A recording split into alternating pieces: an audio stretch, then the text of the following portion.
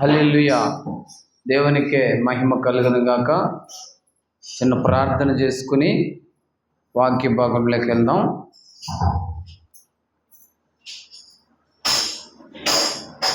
అందరూ ప్రార్థనలో ఏకీభవిద్దాం. మహాపరిశుద్ధుడా, ప్రేమ కలిగిన తండ్రి, సర్వోన్నతుడా, సర్వాధికారి అయినటువంటి దేవ, మీకు స్తోత్రాలు చెల్లిస్తూ ఉన్నాం. ఈ ఉదయకాల దినమందునైనా నీ సన్నిధిలో, నీ ఆరాధనలో పాల్గొంటున్న బిడ్డలకు, అలాగే యూట్యూబ్లో చూస్తున్నటువంటి బిడ్డలను ప్రేమతో మీరు దీవించండి, ఆశీర్వదించండి. ప్రత్యేకంగా ప్రాముఖ్యంగా తండ్రి, ఈ ప్రార్థన అంతటిలో తండ్రి మీరు తోడు నీడగా ఉండి, ఈ ఆరాధన అంతటిలో కూడా ప్రభువా మీరు తోడు నీడగా ఉండి ముందుకు నడిపించమని ప్రాధేయపడి అడుగుతున్నాం. మీ పట్ల మేము భయభక్తులు కలిగి నైనా మీ సన్నిధిలో ఉండాలి నాయనా. అట్లనైనా మీరే తోడు నీడగా ఉండి మమ్మల్ని రక్షించే దేవుడు, కాపాడే దేవుడు తండ్రి యేసయ్య. మేము ఏ పాటి వారము నైనా అంతలో ఉండి ఇంతలో మాయమైపోయేటువంటి నైనా వాళ్ళము తండ్రి. సజీవ లెక్కలో నైనా మమ్మల్ని ఉంచినందుకు వేలాది వందనాలు, స్తోత్రాలు. ప్రాముఖ్యంగా తండ్రి నైనా ఈరోజు పవిత్రమైనటువంటి బలలో ఎందరు పాల్గొంటున్నారో ప్రభువా వారిని, వారి కుటుంబాలను దీవించండి, ఆశీర్వదించండి. మరొక్కసారి ప్రభువా వచ్చిన ప్రతి ఒక్క బిడ్డను, చూస్తున్న ప్రతి ఒక్క బిడ్డను తండ్రి ప్రేమతో, దయతో మీ రెక్కల చాటున భద్రపరచండి. ఈ లోకము తండ్రి పూర్తిగా తండ్రి ఎక్కడ ఉన్నదో మీకు తెలుసు ప్రభువా. ఈ లోకాశలకు వెళ్లకుండా పవిత్రమైనటువంటి మీ ఇష్టానుసారంగా జీవించే కృపను మాకందరికీ దయచేయండి నైనా. లోక ఆశలకు వెళ్లకుండా తండ్రి పవిత్రమైనటువంటి నీ వాక్యానుసారంగా జీవించే కృపను మాకందరికీ దయచేసి విత్తబడే వాక్యముతో మాతో సూటిగా మాట్లాడి మమ్మల్ని మేము సరిదిద్దుకొని ఈ లోకంలో ఎలా జీవించాలో, జీవించకూడదో ప్రభువా మాకు మెలకువలను నేర్పి పరిశుద్ధంగా, పవిత్రంగా జీవించే కృపను దయచేయమని నజరేయుడైనటువంటి యేసుక్రీస్తు పరిశుద్ధ నామం పేరిట ఈ ప్రార్థన మీకు సమర్పించి వేడుకుంటున్నాము తండ్రి, ఆమేన్. తండ్రి, కుమార, పరిశుద్ధాత్మ త్రియేక దీవెన నామంలో కూడి వచ్చిన ప్రతి ఒక్కరికి కూడా ప్రేమపూర్వక ప్రత్యేకమైనటువంటి వందనాలు తెలియజేసుకుంటున్నాను. Thank you. God bless you to all. అందరూ లేచి నిలబడి దేవునికి భయభక్తులు కలిగి అపోస్తల విశ్వాస ప్రమాణం చదువుకుందాం.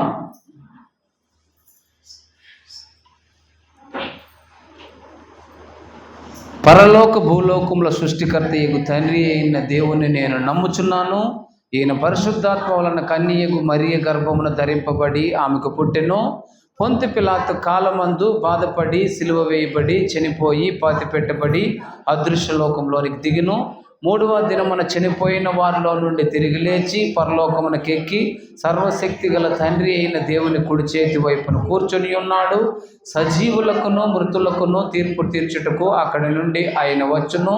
పరిశుద్ధాత్మను నమ్ముచున్నాను. పరిశుద్ధ సార్వత్రిక సంఘమును, పరిశుద్ధుల సహవాసమును, పాప క్షమాపణను, శరీర పునరుత్థానమును, నిత్య జీవమును నమ్ముచున్నాను. దేవునికే మహిమ కలుగును గాక. అలాగే ఉత్తర ప్రత్యుత్తర భాగం చదువుకుందాం. దావీదు రాసినటువంటి కీర్తనల గ్రంథము 100వ అధ్యాయం, చాప్టర్ 100. ప్రాముఖ్యంగా ఈ కీర్తనల గ్రంథంలో అది బహు విలువైనటువంటిది అధ్యాయము.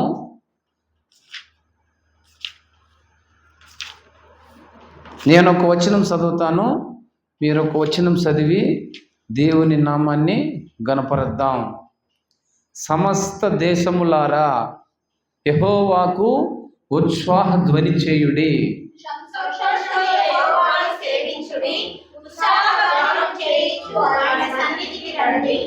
యెహోవాయే దేవుడని తెలుసుకొనుడి. ఆయనే మనల్ని పుట్టించెను. మనము ఆయన వారము, మనము ఆయన ప్రజలము, ఆయన మేపు గొర్రెలము.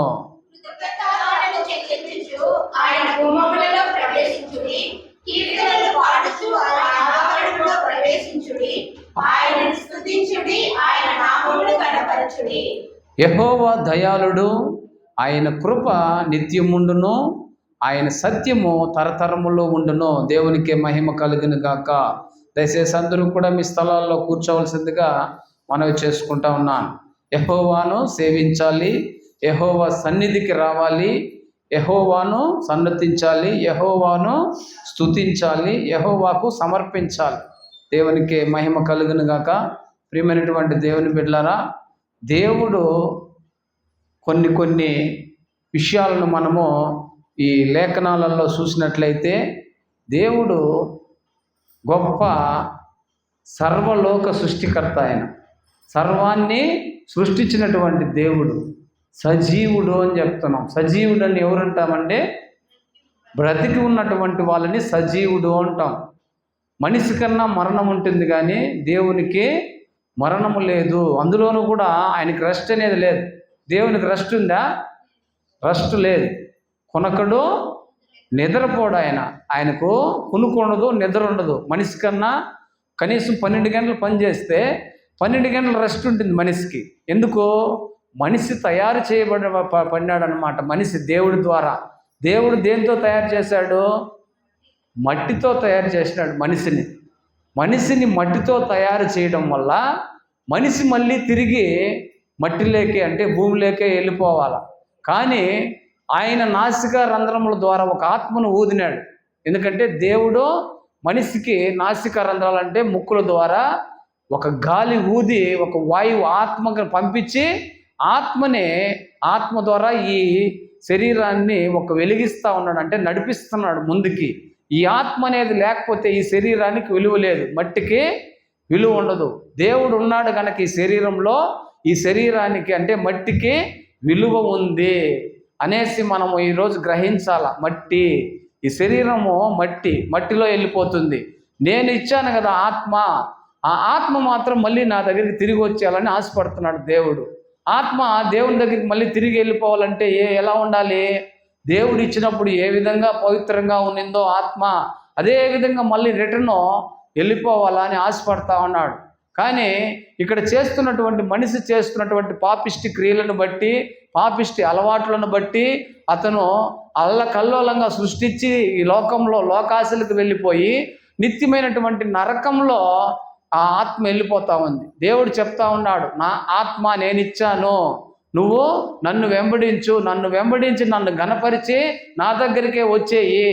ఈరోజు హైదరాబాద్ నుంచి ఒక యాత్ర అనుకో, ఒక హైదరాబాద్ నుంచి బెంగళూరు కావచ్చు, తిరుపతి కావచ్చు, విజయవాడ కావచ్చు, ఎక్కడికి వచ్చినా ఒక యాత్రకు వస్తారు. యాత్రకు వచ్చి మళ్ళీ అక్కడే స్థిరపడిపోతారా? మళ్ళీ రిటర్న్ వెళ్ళిపోతారండి? ఖచ్చితంగా మనం ఎక్కడి నుంచి అయితే వచ్చామో మళ్ళీ తిరిగి రిటర్న్ మనం అక్కడికి వెళ్ళిపోతాం. ఎందుకు? అది మన బాధ్యత. దేవుడు కూడా నిన్ను ఈ లోకానికి పంపించి ఉన్నాడు. నువ్వు ఈ యాత్ర ముగించుకొని మళ్ళా డైరెక్ట్గా నువ్వు చేరాల్సింది ఎక్కడికి? దేవుని దగ్గరికే పోయి సాక్షాత్ దేవుని దగ్గరే మనము వెళ్ళిపోవాలా అని దేవుడు ఆశపడతా ఉన్నాడు.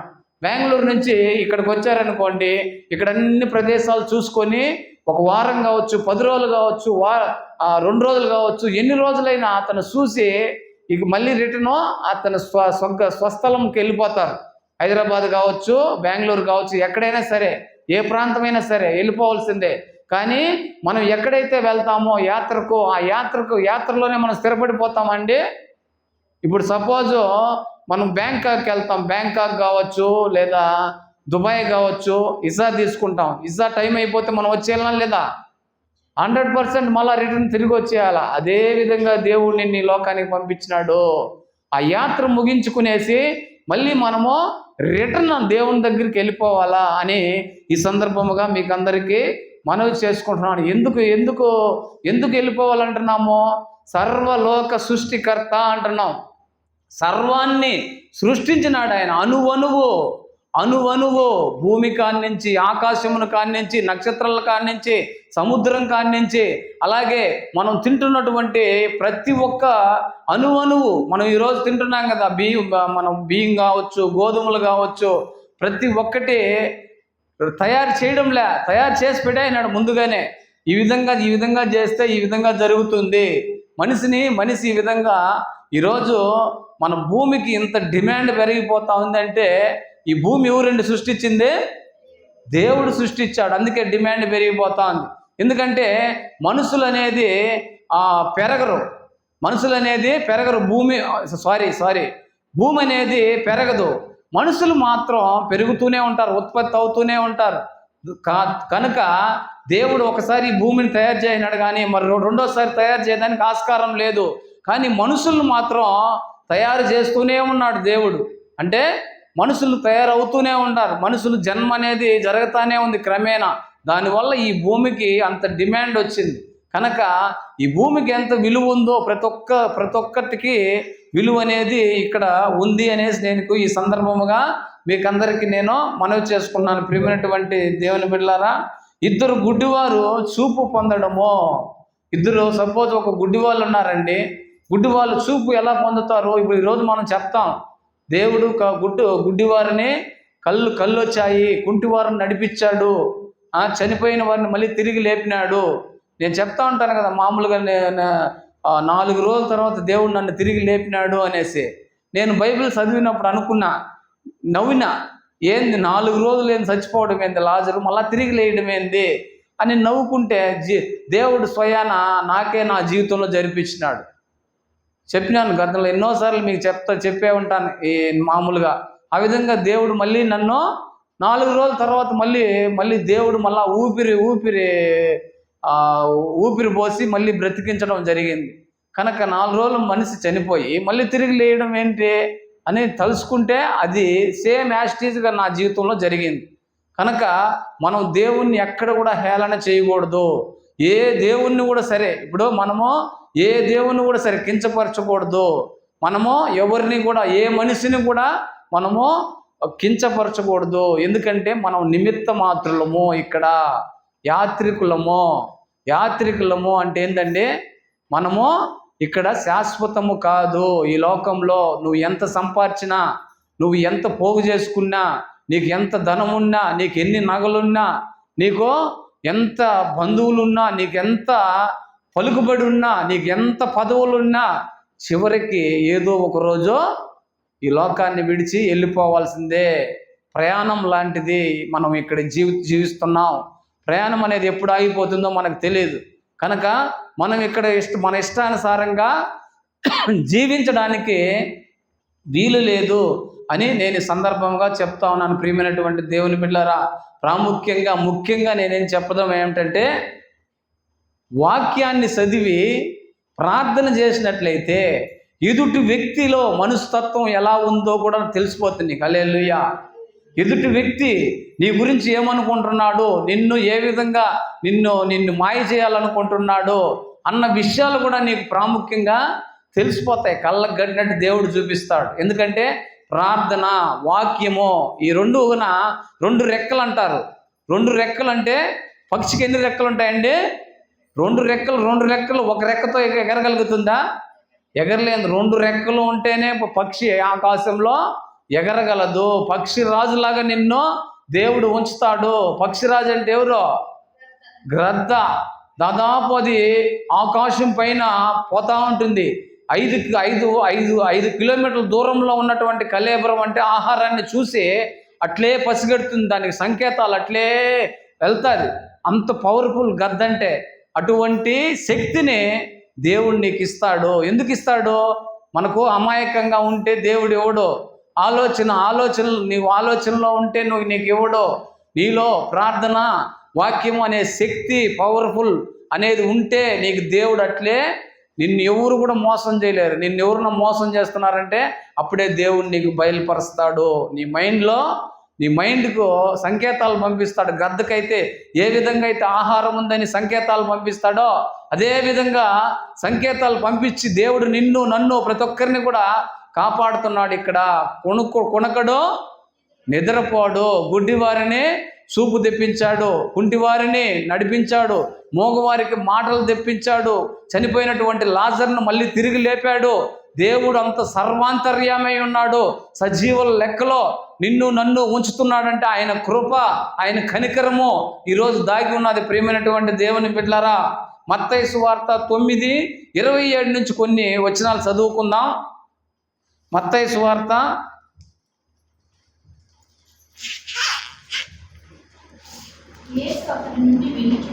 యేసు అక్కడి నుండి వెళ్ళుచుండగా ఇద్దరు గుడ్డివారు ఆయన వెంట వచ్చి, దావీదు కుమారుడా మమ్ము కరుణించుమని కేకలు వేసిరి. ఆ ఇంట ప్రవేశించిన తర్వాత ఆ గుడ్డివారు ఆయన యొద్దకు వచ్చిరి. యేసు, నేను ఇది చేయగలను అని మీరు నమ్ముచున్నారా అని వారిని అడగగా, వారు నమ్ముచున్నాం ప్రభువా అని ఆయనతో చెప్పాను. దేవునికి మహిమ కలుగును గాక. ఇప్పుడు మనలో బెస్ట్ ఎగ్జాంపుల్ ఏముండాలంటే నమ్మకం అనేది ఉండాలి ప్రతి ఒక్కరిలో కూడా. దేవుడు ఏమని అడుగుతున్నాడో, నేను అది చేయగలను అని నువ్వు నమ్ముతున్నావా అని డైరెక్ట్గా సూటి ప్రశ్న వేస్తున్నాడు దేవుడు. వేస్తూ ఉంటే మనం ఏం చెప్తున్నాడో, అతను ఎదుటి వ్యక్తి నేను నమ్ముచున్నాను అని స్పష్టంగా చెప్తున్నాడు.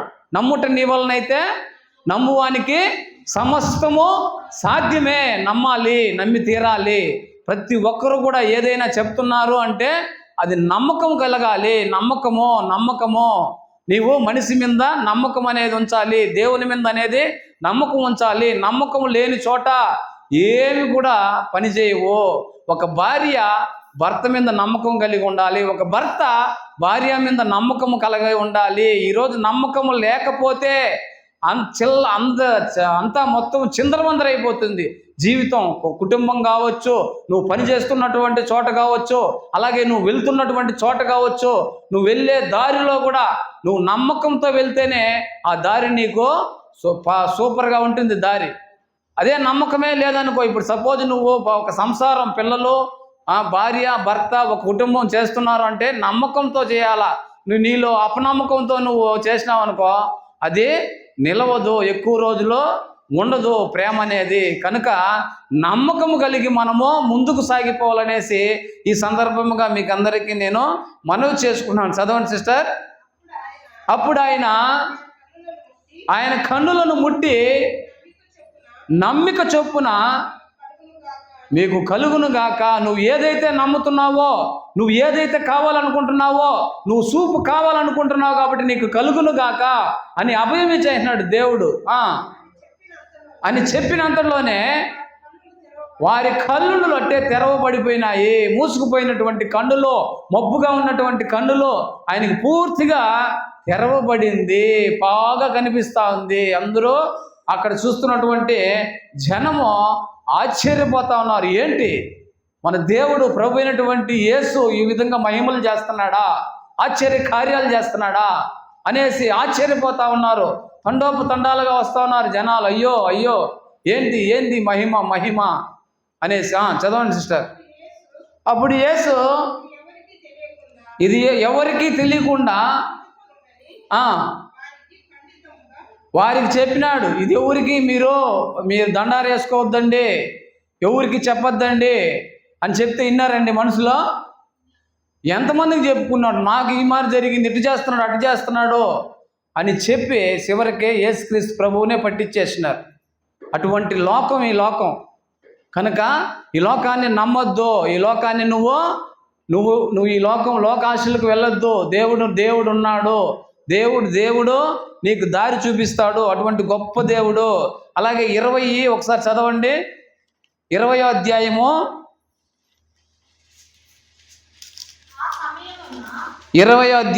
30 నుంచి 34. అదేనా 20వ అధ్యాయము 30 నుంచి సిస్టర్. ఇదిగో త్రోవ ప్రక్కన కూర్చుని ఉన్న ఇద్దరు గ్రుడ్డివారు యేసు ఆ మార్గమున వెలుచున్నారు అని తెలిసి, ప్రభువా దావీదు కుమారుడా మమ్ము కరుణింపమని కేకలు వేసిరి. ఊరకుండుడని జనులు వారిని గద్దించిరి గాని వారు ప్రభువా ప్రభువా దావీదు కుమారుడా మమ్మను కరుణింపుమని బిగ్గరగా కేక వేసిరి. యేసు నిలిచి వారిని పిలిచి, నేను మీకేమి చేయగోరుచున్నానని అడుగగా వారు ప్రభువా మా కన్నులు తెరవవలెనని అనిరి. కాబట్టి యేసు కనికరపడి వారి కన్నులను ముట్టిను. వెంటనే వారు దృష్టి పొంది ఆయన వెంట వెళ్ళిరి. ఇక్కడ మనం గ్రహించాల్సిందేంటి? ఇదిగో త్రోవ ప్రక్కకు కూర్చున్నటువంటి ఇద్దరు గుడ్డివారు, అంటే అక్కడ త్రోవ పక్కన కూర్చొని కళ్ళు కనపడకుండా అల్లాడుతూ ఉన్నారు, అలమటిస్తూ ఉన్నారు. గుడ్డివారు అంటే ఏమీ కనపడదు. మనం మామూలుగా చూస్తూ ఉంటాం కదా, అడుక్కుంటూ ఉంటారు, మనం అడుక్కుంటూ ఉంటారు చూసినావా, అలాగా కళ్ళు కనపడకుండా యేసు మార్గమున వెళ్ళుచున్నాడని విని, అంటే ఎవరో చెప్తా ఉన్నారు, చెప్పినారు వాళ్ళకి, యేసు ఈ మార్గం గుండా వెళతారు, ప్రభువా దావీదు కుమారుడా అంటే వాళ్ళు ఎంత లోనైపోయి అంత దీనంగా అడుగుతున్నారు, ప్రభువా దావీదు కుమారుడా అని వాళ్ళని గట్టిగా మమ్మల్ని కరుణింపమని కేకలు వేసిరి. కేకలు వేస్తే అప్పుడు ఏం చేస్తారండి? కేకలు వేసిరి. ఊరకుండుడని జనులు వారిని గద్దించిరి కానీ, అంటే వాళ్ళు అరిసే అరుపులకి వాళ్ళు బిత్తరపోయి చుట్టుపక్కల ఉండే వాళ్ళు ఎందుకు అరుస్తున్నారు ఈ విధంగా, ఎందుకు అనేసి వాళ్ళు గద్దిస్తున్నారు, అరుస్తూ ఉన్నారు. చూస్తున్నటువంటి జనాలు, చూస్తున్న పక్కనటువంటి వాళ్ళు ఎందుకు అరుస్తున్నారు, మీరు గుడ్డోళ్ళు కదా, మీకేం కనపడదు కదా, దేన్ని చూసి మీరు అరుస్తున్నారు అని వాళ్ళని అడిగితే వాళ్ళు ఏం చెప్తున్నారు తెలిసిన సమాధానమో? బిగ్గరగా కేక వేసిరి. యేసు నిలిచి వారిని పిలిచి, నేను మీకేమి చేయగోరుచున్నారని అడగగా వారు ప్రభువా నా కన్నులు తెరవవలనని ననిరి. కాబట్టి యేసు కనికరపడి, అంటే మనిషి మీద కనికరం ఉంది దేవుడికి, కనికరము జాలి దయ లేదనుకో దేవుడు మనల్ని చూడడానికి ఆస్కారం లేదు. ఇప్పుడు చూస్తున్నటువంటి సమాజంలో, సొసైటీలో కనికరము, ప్రేమ, జాలి ఇవన్నీ కూడా మనిషిలో కనపడవు. ఏదో రొటీన్గా పని చేసుకుంటున్నారా, వెళ్ళిపోతున్నారా, వాళ్ళ సంసారం ఏమో, వాళ్ళ కుటుంబం ఏమో, అంతేగాని జాలి, కనికరము, ప్రేమ అనేది చాలా అరుదు. కనిపిస్తాయి కానీ చాలా అరుదు. కానీ దేవుడి దగ్గర ఇవన్నీ కూడా మెండుగా ఉన్నాయి. ప్రభువా మా కన్నులు తెరవవలెనని ననిరి. కాబట్టి యేసు కనికరపడి వారి కన్నులు ముట్టెను. వెంటనే వారు దృష్టి పొంది ఆయన వెంట వెళ్ళిరి. కనుక అంత గొప్ప దేవుడు మనం సేవిస్తున్నటువంటి దేవుడు, ఎంత చెప్పినా తక్కువే. అలాగే లోకాసు వార్తలో 13:10లో 18 సంవత్సరాలు నడుము వంగిపోయినటువంటి స్త్రీ, అంటే నడుము వంగిపోయినటువంటి స్త్రీ, మళ్ళీ దేవుడు ఆమెని ఒకసారి చదవండి సిస్టర్, అది కూడా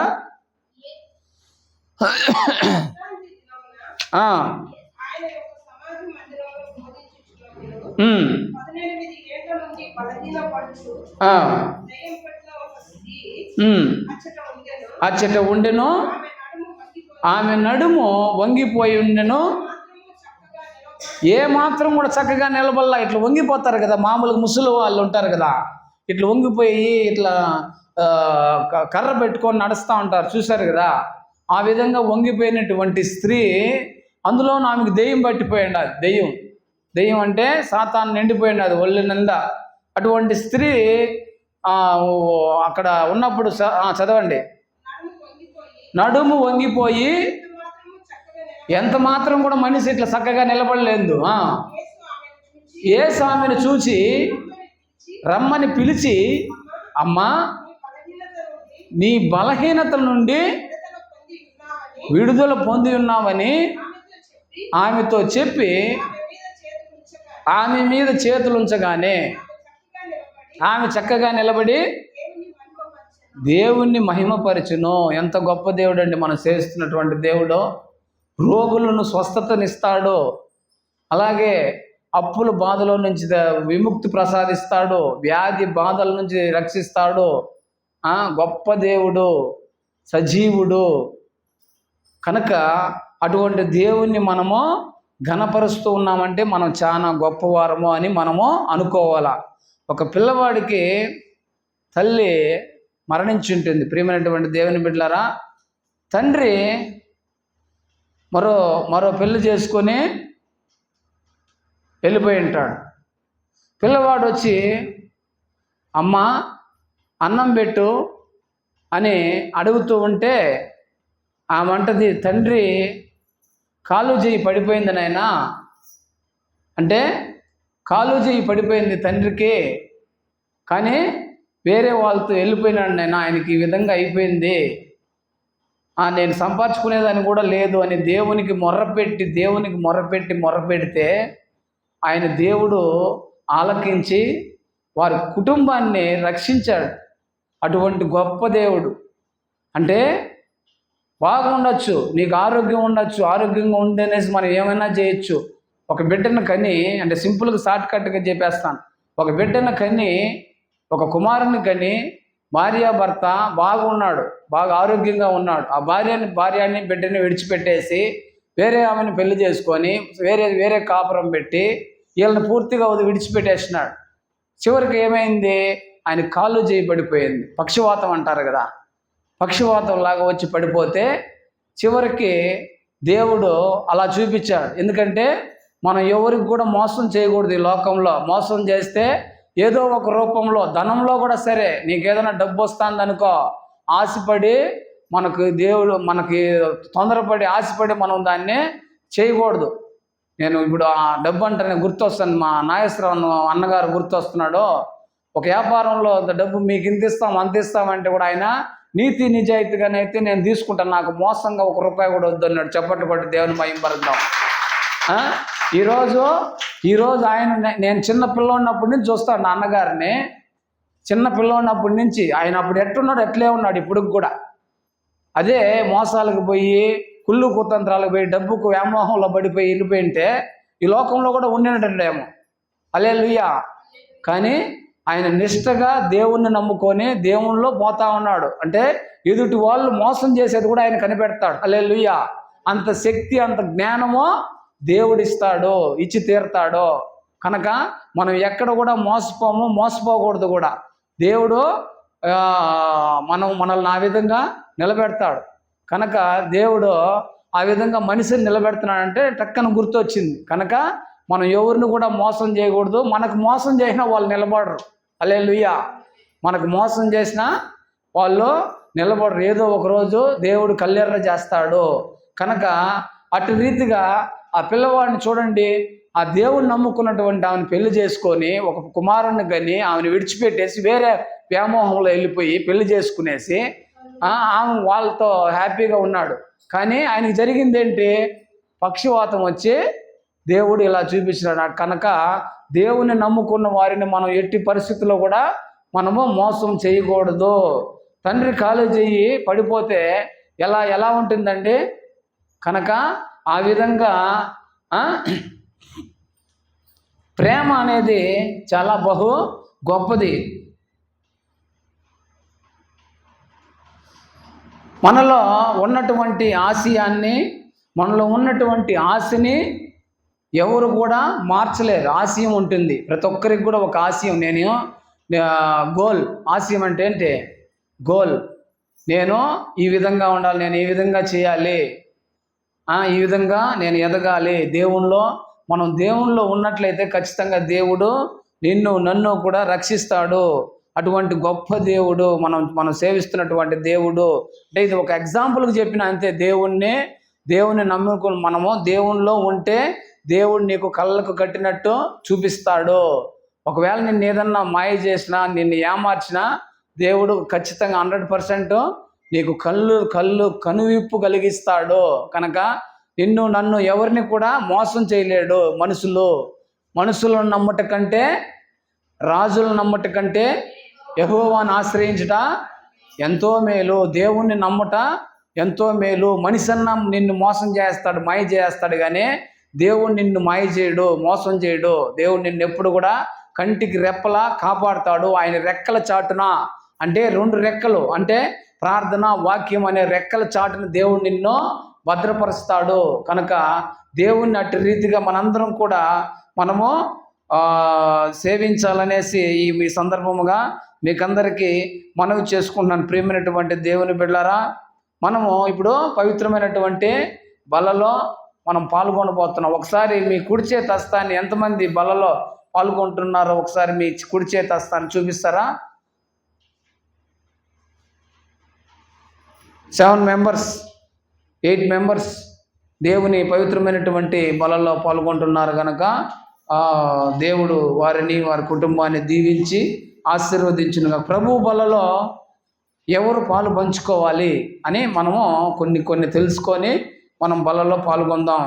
ఈరోజు మనము క్రిస్టియన్ అంటే ఒక మతమేమో అని అనుకుంటా ఉన్నారు ఈ లోకంలో. క్రిస్టియన్ అంటే క్రీస్తును పోలి జీవించడము. క్రిస్టియన్ అంటే క్రీస్తులా జీవించేవాడు. అంటే యేసుక్రీస్తు ప్రభు ఎలా జీవించాడో, ఎటువంటి పాపము ఎరగడు, మంచి ప్రేమ కలిగి జీవించినాడు. ఆయన యెహోవా, తండ్రి అయినటువంటి యెహోవా చెప్పినట్టు నడుచుకున్నాడు. ఈరోజు కుమారుడికి తండ్రి కొన్ని చెప్తాడు.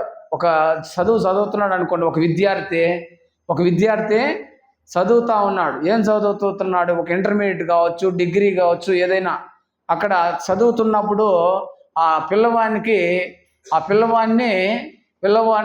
ఒక సర్వసాధారణంగా ఎగ్జాంపుల్ చెప్తా ఉన్నాను. ఆ పిల్లవాడు కాలేజీ నుంచి ఫోన్ వచ్చి వాళ్ళ ఫాదర్కి ఫోన్ వస్తే, మీ అబ్బాయి ఈ విధంగా అల్లరి చిల్లరి చేస్తున్నాడు, క్లాస్ రూముల్లో సరిగ్గా వినడం లేదు, సరిగ్గా అతను చాలా ఇబ్బంది పెడుతున్నాడు అని చెప్తున్నాడు. అంటే ఒక గురువు, పాఠాలు చెప్పేటువంటి గురువు ఆ విధంగా చెప్తున్నాడంటే ఎందుకు చెప్తాడండి ఆ విధంగా? అంటే కావాలని చెప్తారా? ఫోన్ చేసి మరి ఈ విధంగా మీ అబ్బాయి చేస్తున్నాడు, ఈ విధంగా అందరితో ఫ్రెండ్స్తో తిరుగుతున్నాడు, అట్లా ఆ విధంగా కొన్ని చెప్తారనుకోండి. ఆ విధంగా చెప్తున్నారన్నప్పుడు వాళ్ళ ఫాదర్ ఏం చేస్తాడు? ఫోన్ ఇవ్వండి అని చెప్పి గద్దిస్తాడు. ఎందుకు గద్దిస్తాడు? మన పిల్లవాడు, ఎందుకంటే తండ్రి చెప్పినట్టు కుమారుడు వినాలా. యేసుక్రీస్తు ప్రభువు స్వయాన తండ్రి యెహోవా చెప్పినట్టు కుమారుడు విన్నాడు. ఖచ్చితంగా యేసుక్రీస్తు ప్రభువు కానీ బాగుపడ్డా లేదా? యెహోవా చెప్పినట్టు వింటే బాగుపడ్డాడు. కనుక అదే విధంగా మనము, అంటే కష్టం ఉండొచ్చు అక్కడ. యేసుక్రీస్తు ప్రభు కష్టాలు పడినాడా లేదా? యేసు ప్రభు వాడా నీ కొరకు నా కొరకు. ఆ విధంగా తండ్రి ఏదైనా చెప్తా అంటే కష్టంగా ఉండొచ్చు, మనకు బాధగా ఉండొచ్చు. కానీ ఆ బాధని, కష్టాన్ని మనం కనుక్కొని మనము దాన్ని ఆచరణలో పెడితే, తండ్రి చెప్పినట్టు కుమారుడుగా నడుచుకుంటే ఖచ్చితంగా దేవుడు నిన్ను, నన్ను, ప్రతి ఒక్కరిని కూడా ఆదరిస్తాడు, ఆదరించి తీరుతాడు. కనుక కొన్ని ఎగ్జాంపుల్ ఇలాంటివి మనము ఇంకా ఉన్నాయి చాలా ఎగ్జాంపుల్. ఒకవేళ కుమారుడిని తండ్రి గద్దిస్తే కుమారుడు వెళ్ళిపోయి, అంటే దురాత్మ పట్టిపోయి మరణించిన రోజులు కూడా ఉన్నాయి కొన్ని ఎగ్జాంపుల్. ఒకవేళ అంటే మనలో దేవుడు ఉంటే మనం మరణించాల్సిన అవసరం ఉంటుందండి? ఉండదు. దేవుడులే లేకపోతే మరణిస్తారు. ఏదో మా డాడీ నన్ను ఇట్లా ఈ విధంగా నన్ను తిట్టినాడు, నన్ను కొట్టినాడు, చేసినాడు అని చెప్పి దురాత్మ పట్టిపోతే మరణించడం కూడా జరుగుతుంది. ఆ విధంగా ఒక బెస్ట్ ఎగ్జాంపుల్, 10th క్లాస్ చదువుతున్నాడు అబ్బాయి 10th క్లాస్ చదువుతున్నాడు. అబ్బాయి, ఎందుకంటే మనం చెప్పకూడదు కానీ మందిరంలో, కానీ చెప్పాలి, కొన్ని తెలుసుకుంటే మంచిది. అబ్బాయి మందు తాగి స్కూల్కి పోయినాడంట. హల్లెలూయా. అంటే డ్రింక్ చేసి స్కూల్కి వెళ్ళాడంట. స్కూల్కి వెళ్తే అక్కడ ఉన్నటువంటి టీచర్లు చూసి వాళ్ళ పేరెంట్స్కి ఇన్ఫర్మేషన్ చేస్తే, వాళ్ళు అబ్బాయి ఏం చేసినాడు, అయ్యో నన్ను కొట్టేస్తారేమో, ఇది చేస్తారేమో అని చెప్పి నేరుగా పోయి రైలు పట్టాల కింద తలబెట్టి మరణించినాడు. అట్లా జరిగితే కొన్ని ఎందుకంటే అట్లా దురాత్మ పడితే ఆ విధంగా చేస్తారు. అలాగే మనము ఏదైనా ఒకటి ఖండించి చెప్పినప్పుడు, ఏదైనా టీచర్లు చెప్పినప్పుడు ఏదన్నా మనం వినాలా. ఎందుకంటే గురువు అంటే మనం చిన్నప్పుడు చదివాం కదా, గురువు ఒక దైవంతో సమానం, దేవుడితో సమానం. కనుక ఈరోజు మనము అటువంటి గురువుల్ని మనము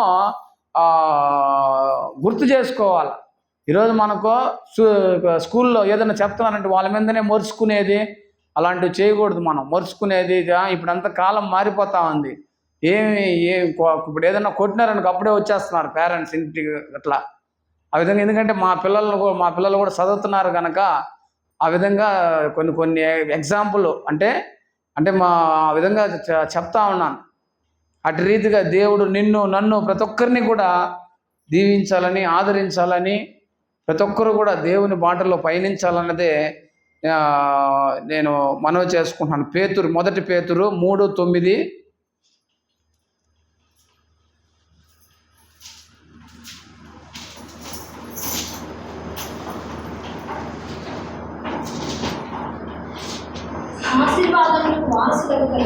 ఆశీర్వాదమునకు వారసులగుటకు నన్ను పిలువబడితిరి గనక, మీరు పిలువబడితిరి గనక దూషణకు ప్రతి దూషణైనను చేయక దీవించుడి. అంటే దీవింపబడాల. మనం దూషణ ఒకడు కొట్టినాడంటే మళ్ళా కొట్టుకునేది. ఈ బైబిల్ ఏం చెప్తుంది? శత్రువునైనా ప్రేమించు అంటున్నారు. శత్రువునైనా ప్రేమించు అంటున్నారు. మన శత్రువునైనా ప్రేమించే గుణం నీలో ఉండాలి. దేవుడు ఉంటే, నీలో దేవుడు లేడనుకో, శత్రువుని ఎదిరించేదానికి పోతావు, కొట్టేదానికి. అక్కడ మనం ప్రాణాలు కూడా కోల్పోవచ్చు. కనుక అట్టి పరిస్థితుల్లో కాకుండా దేవుని దూషణ వద్దు, ప్రేమకు ప్రేమ కావాలంటున్నాడు. సాక్షాత్ దేవుడు నన్ను ప్రతి ఒక్కరిని కూడా ప్రేమ కలిగి దీవించు. మొదటిగా దేవుడు వెలుగును చీకటిని వేరుపరిచాడు. అదేవిధంగా మంచిని చెడును మనం వేరుపరిచేయాల. వెలుగును చీకటిని అంటే ఏందే? వెలుగు అంటే పగులు, చీకటి అంటే రాత్రి. ఈ రెండింటిని వేరుపరిచాడు లేదా దేవుడు? వేరుపరిచేయాడు. అదేవిధంగా మంచిని చెడుని మనము వేరు చేసేయాలి. మంచి చెడు రెండు కలిపేసినాం అనుకో, డికాషన్ లాగా ఏమవుతుందా? కలిసిపోతే తారుమారైపోతుంది. కనుక మంచిని సపరేటు, చెడుని సపరేట్ చేసి మనం మంచిని మాత్రమే గ్రహించాలా. మన నినాదం ఏంది? హోలీ గాడ్ టెంపుల్ది, మంచిని గ్రహించు, చెడుని విస్మరించు అని మన నినాదం. కనుక మనము దేవుని తట్టు తిరిగి దేవునితో ముందుకు సాగిపోయి ఆకాశపు వాక్యములను విప్పే దేవుడు, నన్ను ప్రతి ఒక్కరిని రక్షిస్తున్నటువంటి దేవుడు. ఈరోజు మనము ప్రాణంతో నిశ్చింతగా ఈ భూమి మీద నిలుచున్నామంటే ఆయన కృప, ఆయన కనికరము. ఆయన కనికరం లేకుండా మనము ఈ భూమి మీద నిలిచి ఉండేదానికి కూడా ఒక క్షణం కూడా మనకు అర్హత లేదు. ఆయన కనికరం ఉంటేనే మనం ఇక్కడ ఉండగలము. కనుక ఆయనకి మనం కోపం తెప్పకుండా, ఎంతోమంది నా కళ్ళ ముందరే నా ఫ్రెండ్సే మరణించినారు, దేవుణ్ణి దూషించిన వాళ్ళు. మీరేమనుకోవద్దండి దయచేసి. దేవుణ్ణి దూషించిన వాళ్ళు ఏంది మళ్ళా క్లాస్ దాని మీద అది ఇది అని. ఏ దేవుణ్ణి కూడా విమర్శించకూడదు ఈ లోకంలో. ఏ పాటి వారం మనము మనిషిని మాత్రమే. మనం మనిషి మాత్రమే. మనం ఎప్పుడు ఉంటామో ఎప్పుడు వెళ్ళిపోతాం మనకు తెలియదు. అటువంటిప్పుడు మళ్ళీ దేవుళ్ళని మనం విమర్శించే అంత శక్తి మనలో ఉందా? లేదు. ఈ ప్రేమను మాత్రమే తెలుసుకోవాలి. ఈ బైబిల్లో నీకు మంచిని తెలియపరుస్తుంది, అలాగే చెడును కూడా తెలియపరుస్తుంది ఈ పవిత్రమైనటువంటి గ్రంథం. దేవుడు ఏం చెప్తున్నాడు? మంచిని గ్రహించో, చెడుని విడిచిపెట్టు అంటున్నాడు. కనుక దీంట్లో మంచిని తెలియపరుస్తుంది, చెడుని తెలియపరుస్తుంది. చెడుని పక్కన పెట్టి మంచిని మాత్రమే తీసుకో, పరిశుద్ధంగా పవిత్రంగా జీవించాలనేసి ఈ సందర్భముగా మీకందరికీ నేను మనవి చేసుకుంటూ నేను సెలవు తీసుకుంటున్నాను. Thank you. God bless you to all. దేవునికి చప్పట్లు కొట్టి దేవుని మహింపరుద్దాం. స్తోత్రం స్తోత్రం స్తోత్రం స్తోత్రం స్తోత్రం. పవిత్రమైనటువంటి బల